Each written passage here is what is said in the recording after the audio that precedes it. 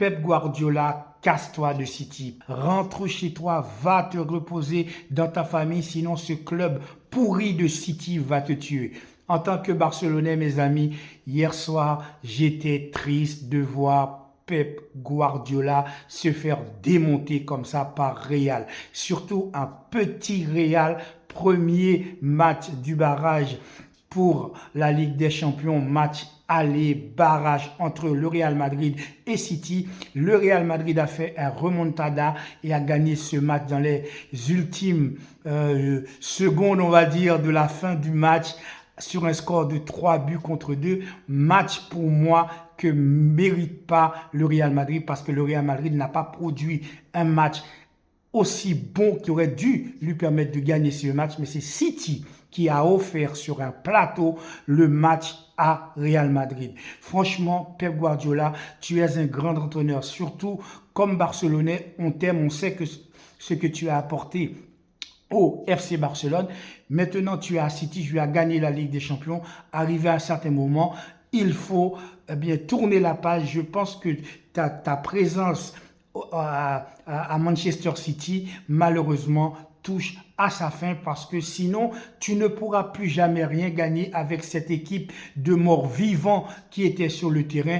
Tous ces vieux joueurs, eh bien, ils ne sont plus pour moi en capacité de gagner des matchs. D'ailleurs, c'est la preuve que vous êtes arrivé 22e pour les éliminations de cette Ligue des Champions. Vous arrivez en barrage complètement rincé, vous avez perdu 11 matchs d'affilée quasiment dans votre championnat. Bon coaching de notre ami Ancelotti avec la rentrée de Brahim Diaz qui va égaliser tout ça. Bon, on va parler de tout ça.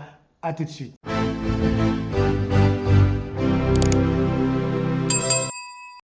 Le match du Real Madrid, on connaît Real Madrid, on sait comment joue Real Madrid, ils ne lâchent jamais rien, même quand ils ne font rien sur le terrain, eh bien ils restent dangereux.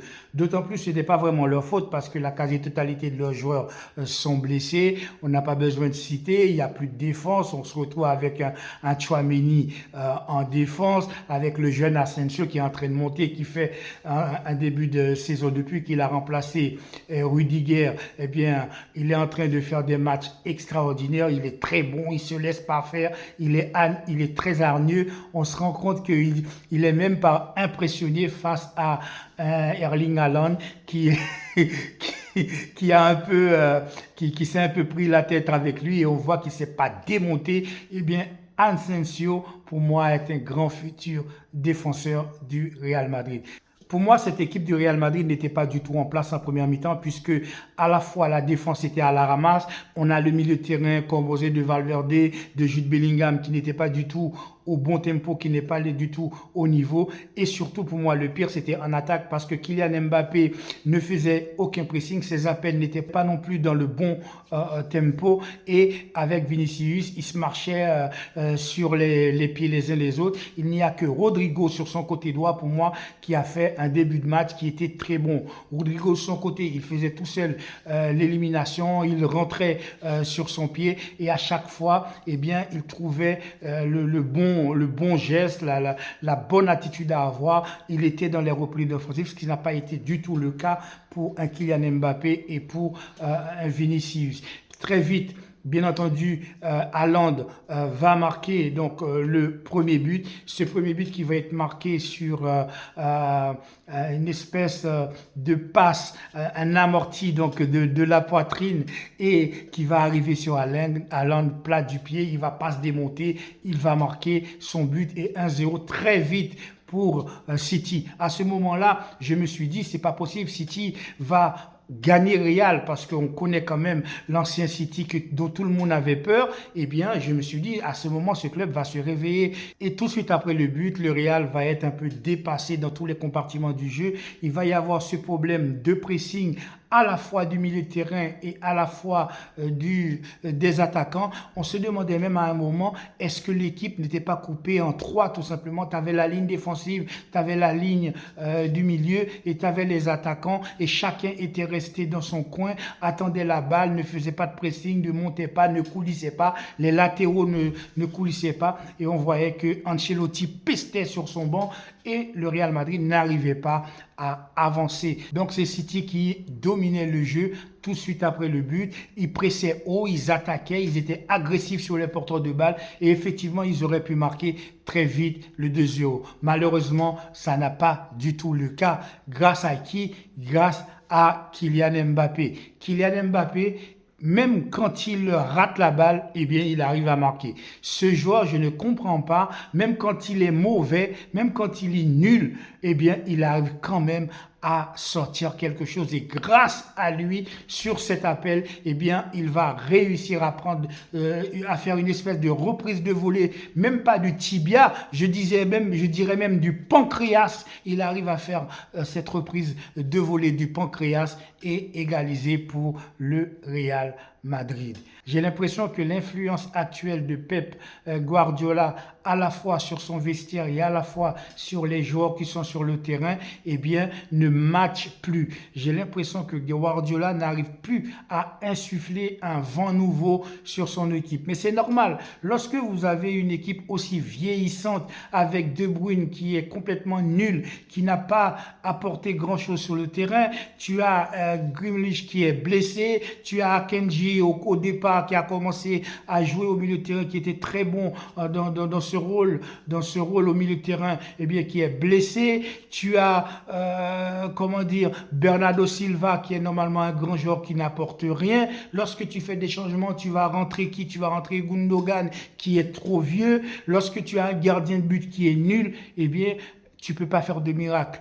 Arrivé à un certain moment, le talent ne suffit pas, il faut quand même des joueurs plus jeunes, il faut quand même des joueurs plus actifs, il faut quand même des joueurs qui, on voit bien lorsque, que ce soit Vinicius, que ce soit Rodrigo, que ce soit Bellingham, que ce soit Kylian Mbappé, à chaque fois qu'ils avaient la balle, les joueurs de City, eh bien, étaient pris par la vitesse des joueurs de l'équipe du Real Madrid. D'ailleurs, à un certain moment, le Real Madrid n'a fait que balancer la balle dans le dos de la défense citizen pour essayer de toucher que ce soit Kylian Mbappé ou Jude Bellingham ou un Vinicius. Malgré quand même cette, on va dire, supériorité du Real Madrid dans le jeu par rapport à City, non pas parce que Real est meilleur, mais tout simplement parce que City est trop mauvais. Eh bien, City va réussir à obtenir un penalty sur une faute indiscutable et va obtenir un penalty. Ils vont marquer 2-1, deuxième but de Erling Haaland. À ce moment-là, on se dit que City tient le bon bout sur son propre terrain. Match aller barrage de la Ligue des Champions. Je me suis dit que City, eh bien, va essayer d'obtenir la victoire sur ce score de 2-1 parce qu'on a très bien vu que Ancelotti n'était pas content du tout de ses joueurs, n'était pas content de la prestation de son équipe. Il va faire quelques changements, il va faire des réajustements et il va faire entrer Brahim Diaz. On est à la 86e minute de jeu, mes amis. Je ne comprends pas pourquoi Pep Guardiola, je sais que Guardiola, c'est un entraîneur qui aime bien attaquer, qui aime bien la conservation du ballon, etc. Mais à un moment, il faut jouer avec les armes que tu as. Il faut jouer avec les moyens du bord. Tu n'as pas les joueurs sur le terrain pour pouvoir conserver la balle. Tu n'as pas de joueurs sur le terrain pour pouvoir poser ton jeu, faire le tiki-taka, etc. à la barcelonaise. À ce moment-là, il faut faire rentrer des défenseurs. On est à la 86e pour essayer de conserver le 2-1. Eh bien non, Pep Guardiola ne va pas faire ce type de changement. Ancelotti, lui, a tout compris. Il va faire rentrer Brahim Diaz. Eh bien, perte de balle de City et Brahim Diaz va égaliser, mes amis. On était à la 86e minute et rentrée et balle d'égalisation. But de Brahim Diaz, 2 buts partout. Je me suis dit, c'est pas possible. Real ne va pas leur mettre à l'envers. Je me suis dit, un grand entraîneur comme Guardiola, il va comprendre ce que fait Real, il va réajuster. Eh bien, pas du tout. Le gardien Anderson, il commence à faire des petites passes très dangereuses entre les lignes, entre les joueurs, etc. Il se prend pour un défenseur. Je ne comprends pas ce que fait City. Eh bien, perte de balle encore à la 89e, 90e et bim, but de Jude Bellingham, 3-2 et le match va se terminer sur un score de 3-2, victoire plus ou moins mérité pour Real parce qu'à chaque fois qu'ils ont été menés, ils sont revenus au score. Donc on ne peut pas dire qu'ils ne méritent pas leur victoire. Ils méritent leur victoire, surtout bon coaching d'Ancelotti. Ancelotti a gagné son coaching face à Pep Guardiola puisqu'il a fait rentrer Brahim Diaz, il a restructuré son jeu et il a fini par gagner le match. On voit bien que cette équipe de City, malheureusement, ne peut pas espérer grand-chose. Pour moi, sur le match aller à Santiago Bernabéu, le Real va exploser City et City va être éliminé de la Ligue des Champions. J'espère que notre équipe, le FC Barcelone, va pouvoir calmer Dembélé, qui est en train de devenir un joueur depuis qu'il est au Paris Saint-Germain sous les ordres de Luis Enrique. C'est à ne rien comprendre. Ce joueur, il était au FC Barcelone. Il foutait rien. Il arrive au PSG. Eh bien, il est devenu un autre joueur. Voilà mes amis, c'est tout pour aujourd'hui. N'oubliez pas de liker, de commenter. Prenez soin de vous, de votre famille, de tous ceux que vous aimez. Et je vous dis à très bientôt sur le Carré Foot pour une prochaine vidéo. Ciao.